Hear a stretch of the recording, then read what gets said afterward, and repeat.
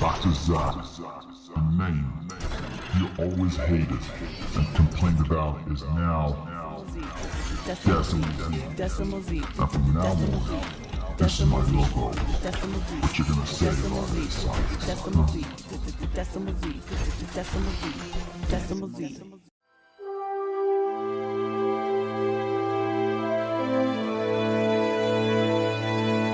Hi Flat Earthers, this is Zach. This video was made in collaboration with Nick from Nawov channel. We have already talked in many videos about the shape of the Earth, and we want to make this clear.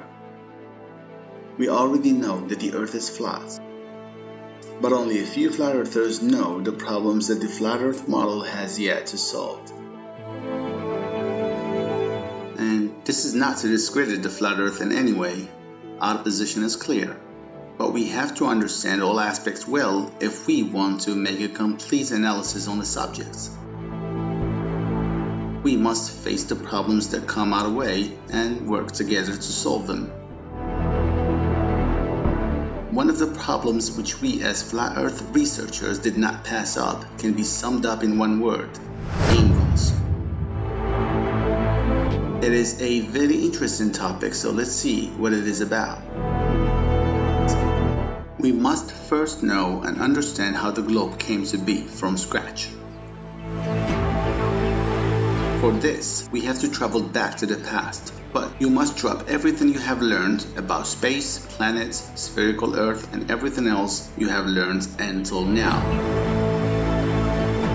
Thousands of years ago, the first humans tried to understand and study the universe. If you picture yourself in that era trying to do the same thing, the first thing you would do, being an intelligent human being, is create time.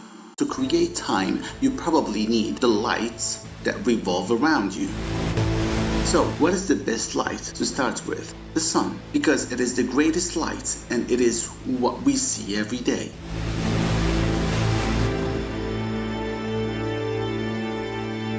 So starting with the sun would be okay. You start by putting a stick perpendicular to the ground. You observe and realize that the shadow draws different semicircles throughout the year. Then you see that the sun moves further away and comes back later. The weather changes as the sun and moon move. Then you start thinking about seasons. Then you realize that you need something to navigate, so you create the compass. Then you realize that all the other lights in the sky are connected. Then you create the astrolabe to measure the angles of each of the lights in the sky at the same time. So you keep discovering and learning more until you finally create the signs of the zodiac, knowing that the magnetic energy of the stars can affect people too. Imagine the energy that moves the oceans can do to the human body. Si lees lo que ponen diariamente, ¿cómo los vas a creer? Es normal que digas, vaya tontería, pero si te fijas en los puntos originales de cada signo, te darás cuenta que hay una gran ciencia o incluso magia por detrás. Lo miras por donde lo miras, tarde o temprano, y llegarás a la misma conclusión. Lo que hay en el cielo nos puede afectar aquí en la tierra. So, you get smarter and smarter until you decide to know the shape of the place where you live. You only have sunlight, shadows, probably a tape measure, and your brain.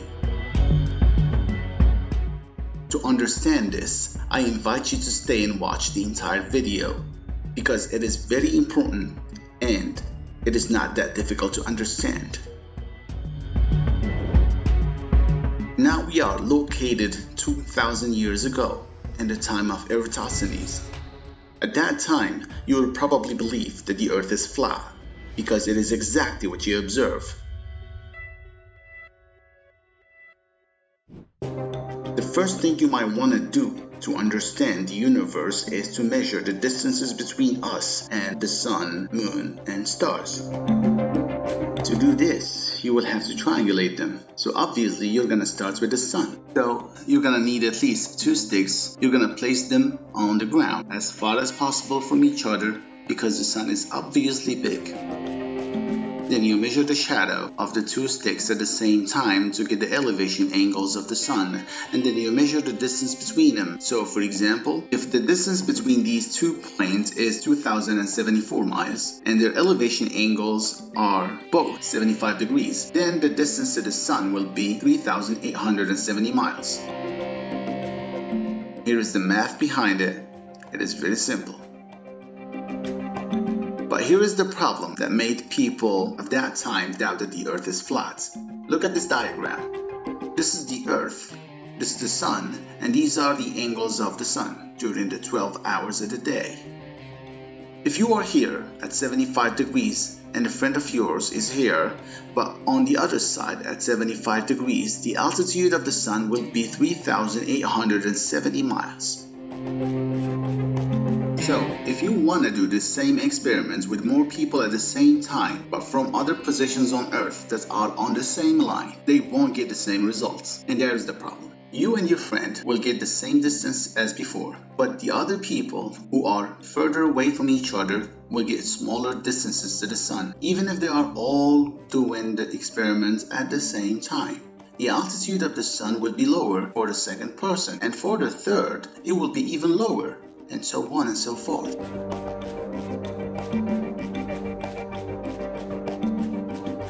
But how is this possible? The angles should only intersect in one point because we only have one sun and not many suns. So how can other people see it at different altitudes? How does the sun set and rise?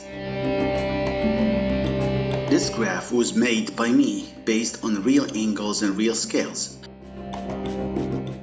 So what would you do to solve this problem?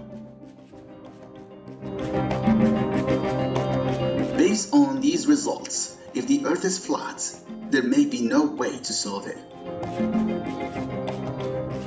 Let it be clear that the objective is just to understand this issue. We are not saying that the earth is a globe. We know from many evidences that it is flat. In the next videos, we will talk about the problems of the ball, but for now, let's just continue with this topic. As I already mentioned, all angles have to intersect in one point. For example, if you are in a hallway and you put a spotlight in the middle, you walk away and measure the elevation angle of that spotlight, you will get the distance to it, which will be pointing directly at that spotlight. If you move further and do the same thing, you will get the exact distance to the spotlight. This is how it works. But when it comes to the sun, it doesn't work that way. So Eratosthenes, or whoever did this experiment for the first time, realized that the earth could not be flat because of this specific problem. So they thought about curving the earth downwards to make the geometry work, because it has to work one way or another. What happens when the earth curves downwards? The angles of the elevation start to move upward. So what will happen if we keep bending it downwards? Eventually, these angles will become parallel to each other and will continue to coincide with reality, because by curving the earth downwards, we don't change the shadows at all. In this case, we will have only one sun, because all these lines are pointing to one direction, because they are parallel to each other. This is why they tell us that the sun rays are parallel. Pues, ¿qué ocurre cuando queremos hacer o queremos dibujar los ángulos de elevación en una tierra plana? En este ejemplo, la tierra plana es el papel, ¿vale? Y los ángulos de elevación son estos dos palos que tengo, bueno, los 4 palos que tengo en los laterales. El palo del medio es el ángulo 90 grados que va directamente hacia el sol. Y todos estamos viendo el sol al mismo tiempo, ¿vale? Pero los que están muy lejos están viendo el sol muy abajo, pero los que están muy cerca al punto 90 grados lo están viendo un pelín más arriba, ¿no? ¿Y eso qué quiere decir? ¿Que tenemos 2 soles? No, sabemos que hay solamente un sol. Entonces, en este caso, ¿cómo vamos a solucionar el problema en la Tierra plana? Pues hace 2000 años supuestamente no sabían cómo solucionarlo. Entonces lo que han hecho es curvar la Tierra. ¿Y qué ocurre cuando empezamos a curvar la Tierra hacia abajo? Las líneas empiezan a separarse desde arriba y al final llegan a ser paralelas, ¿vale? In other words, they curve the Earth so that the angles start to make sense. So the question is, how much should we curve the Earth to make these lines parallel to each other without changing the angles, of course? Because these angles are immutable, as they can be measured in real life. What is the circumference that can make all these lines appear parallel and at the same time intersect at one point in the sky? How do we do that? It seems impossible. Parallel means they can't intersect, but we must make them intersect or the world model will fail too. They told us that Eratosthenes measured the circumference of the Earth using shadows only. How did he do it? If you got the angles and you were smart enough to realize that after every 1037 miles, starting from the 90-degree angle, it is always 15 degrees minus. You will see a formula through these numbers and you will be able to make a shape out of it. Anyone with a simple math brain can do that. If you want to curve it down, you must create a circle with this exact radius of 3,959 miles. And there is no other radius that will work for the ball Earth and match reality. And all you have to do is follow the mathematics of Eratosthenes. Let's explain it. We must take a circle and divide it into 24 equal parts. Each part represents 1 hour. It is the time we use today. And as I said before, humans created time. We chose the day to be 24 hours for some reason. So if we divide a circle into 24 hours, what will happen? No matter how big the circle is, all of these angles will remain the same. When you divide the circle by 24 hours, you get 15 degrees at each angle. Once you get this done, you will have to do something else. You have to draw a line from the center of the circle to the sun. So if you want to measure the angle of the sun, it will give you 90 degrees, no matter how big the circle or the ball is. This angle will be 90 degrees and this will always be 75 degrees and this one 60 degrees and so on and so forth on all scales. So there will always be 15 degrees between each line. By doing this, we are already assuming that the light rays are parallel to each other. For now, this is the only way to make the angles work. So what do we do next? We need to know the actual circumference of the circle. If we assume that the Earth is a globe, then it has to have a circumference. How do we measure the circumference using the real angles of the sun? Here comes Eratosthenes, who supposedly calculated it 2,000 years ago. And today, we still use his math as a proof. What he did was measure the distance in real life between this 90-degree angle, Syene, and the second point on Earth, Alexandria. And then he measured the angle of it and did his famous math and got 25,000 miles. So yes, by knowing the circumference, all the elevation angles that we observe will begin to match reality. If you go anywhere in this circle, all you have to do is measure your angle, and if you compare it to real life, you will get exactly the same angle. It's really a cool idea, because you can tell where people are just by knowing their elevation angle and azimuth. You can also know what their angle of elevation is simply by knowing the distance to them. You can even draw the map of the Earth using these angles. And you don't even need a satellite or a plane to do it. Do you see the catch here? All people will think that this is the true model even if they have never really seen the shape of the Earth. So imagine if we can make the angles work on a flat Earth. We will win the debate forever because all the other evidences can support the flat Earth, but not this one. But after knowing the circumference of the Earth, the size can never be changed, because any change in the circumference will cause the angles to change too. But in real life, the angles cannot be changed, so no one can mess with the angles. This data is important because many people think that the globe may not be the size that we have been told and that it can be bigger. That is false, because if the ball is bigger, the real angles will not work on it. The angles of the sun in real life force us to have a single circumference, which is the one we use today. Any change in size, the angles will start to change and will not match reality. So after discovering the circumference, they realized that they had a little problem. How can the sun rays reach Earth in parallel lines? If the sun is a circle or a ball, then all the light rays have to come from the center. That is to say, from one point as seen here. they clearly realized that light rays cannot be parallel because they must intersect in one point. So, for the math to work, the sun cannot be close to Earth because the further away you place the sun, the more parallel the angles will appear. Entonces ya tenemos líneas paralelas. Esas líneas nos tienen que llevar al Sol, pero el Sol es una bola, entonces esas líneas tienen que cruzar en un punto en el centro del Sol. ¿Y cómo lo vamos a hacer?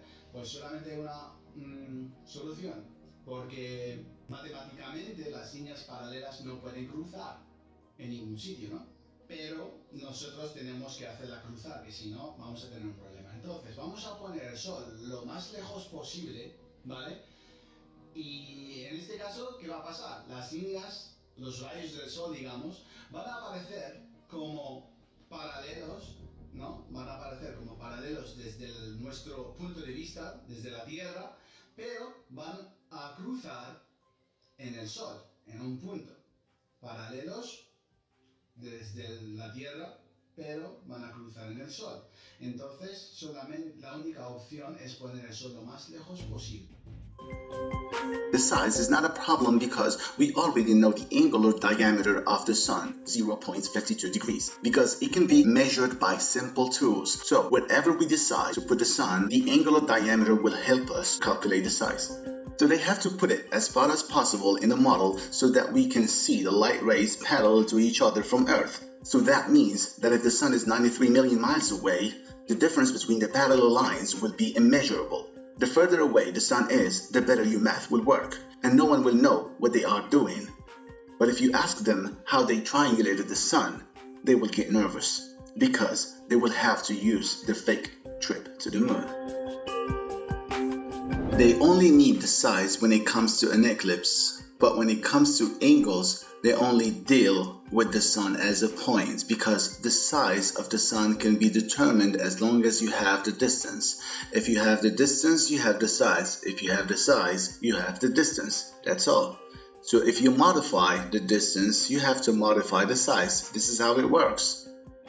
In fact, the distance to the sun has always changed throughout history. And every time they change the distance to the sun, they readjust everything else. But something strange happened in 2017 in the largest eclipse of the year over the United States. On August 21st, on their own website, they say that the duration of the eclipse is 5 hours. So if you do the calculations of the globe model, you will see that the eclipse should only last 4 hours and something. So with this eclipse, they have almost an hour to spare, and they know it. At that time, several NASA scientists began to say that the sun is much larger than they thought. They admitted that they need to increase the size of the sun to make the eclipse and the math match reality. The news came out in different media and several notes were replicated. They said that the sun was 250 times bigger than the actual size they have told us. But now, those news articles disappeared from the internet, and all we can find now is that NASA scientists say that the size of the sun has to be a bit bigger so the eclipse calculations can work more precisely. This is very relevant because what they are clearly saying is that the size of the sun is a theory, and of course the distance to it is also a theory, but most people do not know about this. We know that the angular diameter of the sun and moon are equal to 0.52 degrees, and this can never be changed because anyone can measure it. So if you claim that the distance to the sun is exactly 93 million miles away, then the size has to be exactly 844,038 miles. It can't be what they want. If they change the size, they will be forced to change the distance to keep the angular diameter as it is in real life.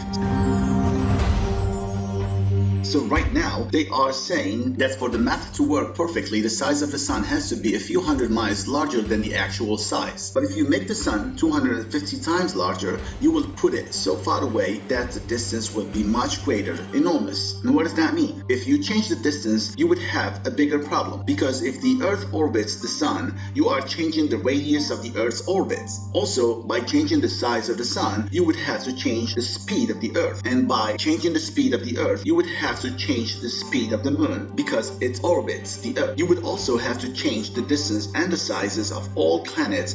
That is to say, if you change this and that, everything will be out of square, and you will have to change the entire model. But they are too smart to do that in this era of internet. They will never change it because it would make everyone doubt the official science. So they better ignore it and not talk about it anymore. But we will not let that go. So the question is, did they teach us facts or just theories? If your calculations work, does it mean that the world we live in is exactly what your calculations say? The answer is no, because they are constantly contradicting their own calculations. Look what they said about the atmosphere. It's always been 300 miles up. They taught us that as a fact. But now they are saying that the atmosphere extends far beyond the moon. So the globe model is not the truth. We can say that in some things it works better than the flat earth model. We can say that it is more accurate and the one we rely on today. But is it the true shape of the earth? Of course not.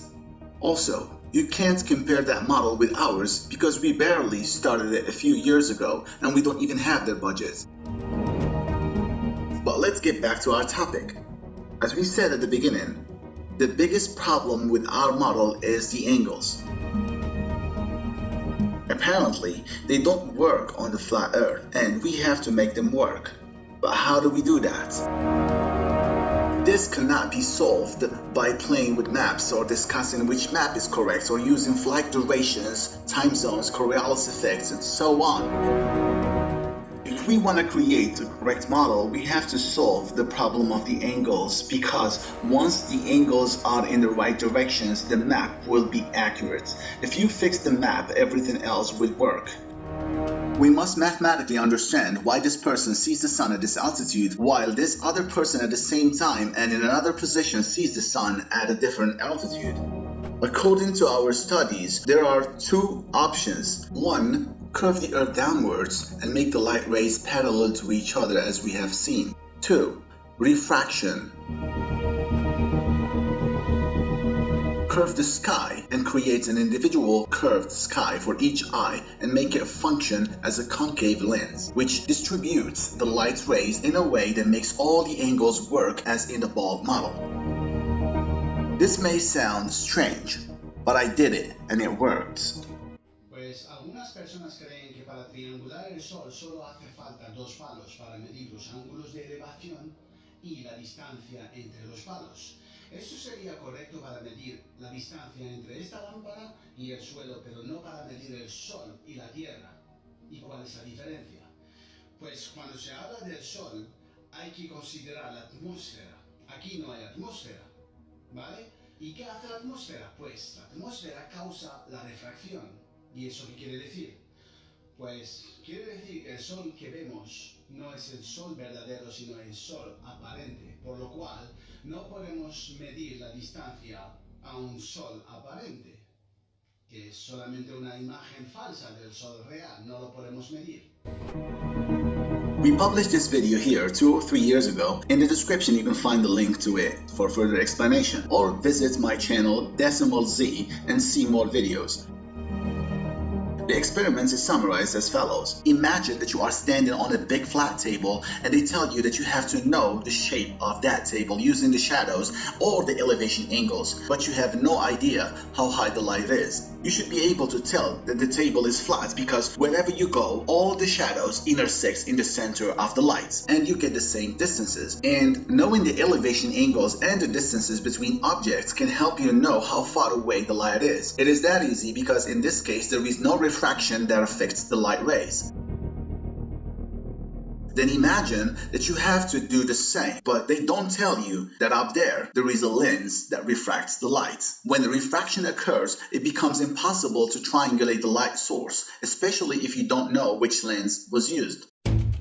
So you stand in there trying to triangulate the light using the same method as in the first part. You will realize that the lines will not intersect anywhere because of the refraction they did not tell you about. Then you will think that the shape of the table you are standing on is not flat. This is gonna be your answer if they didn't tell you anything about refraction that affects the light or the shadows you see. If you knew, you would have done a different math. If you are there at that big table without knowing that there is a lens that refracts the light above you, then according to the calculations of Eratosthenes, you will think that you are standing on a ball and that the light source is very far away, which makes the light rays be parallel, because this is the only way to make your model work when refraction is the hidden key.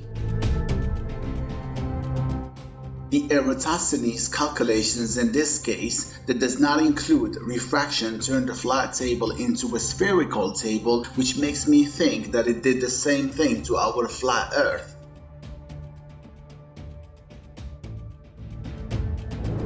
The lens in the experiments is the atmosphere in reality. The atmosphere acts like a concave lens. How do we know this? There is a laser experiment that our team did which proves that the atmosphere makes light go upwards instead of downwards. Therefore, this theory must be taken into account. The atmosphere acts like a lens. A lens can make the sun go down like this experiment by Rob Skiba.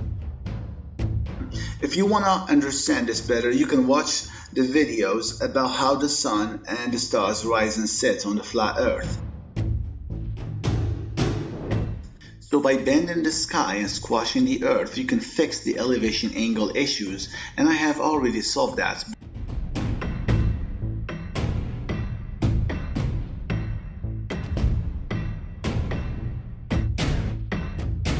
But there is still a bigger issue, which is the azimuth, but we are working on solving it. So first we need to make the angles work. We got questions like, is the real sun higher or lower than what it appears to be? Because even official science agrees that what we see is the apparent sun and not the real sun. This is another thing that makes you wonder how they could measure the distance to the real sun if we only see a reflection of it. If we just see an apparent sun, then the sun cannot be triangulated. Therefore, the distance to it should remain unknown.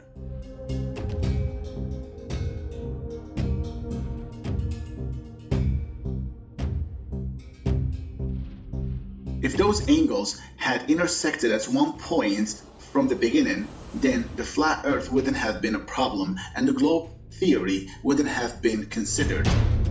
The story of Eratosthenes may be a lie, but whether it is a lie or not, the geometry of the globe does not change. Anyone with the knowledge of geometry would have no problem knowing the circumference of a globe or a circle.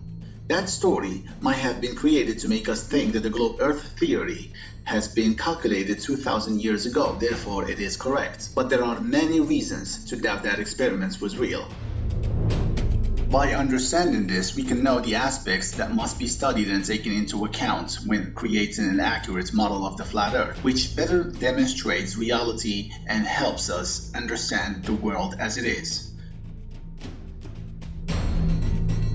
Thanks to Nick for this collaboration, and by the way, I'm sorry for not posting any new content for the last 2 years. I have been going through a lot of issues, but I'm back now. So let's get down to business. Thanks for watching.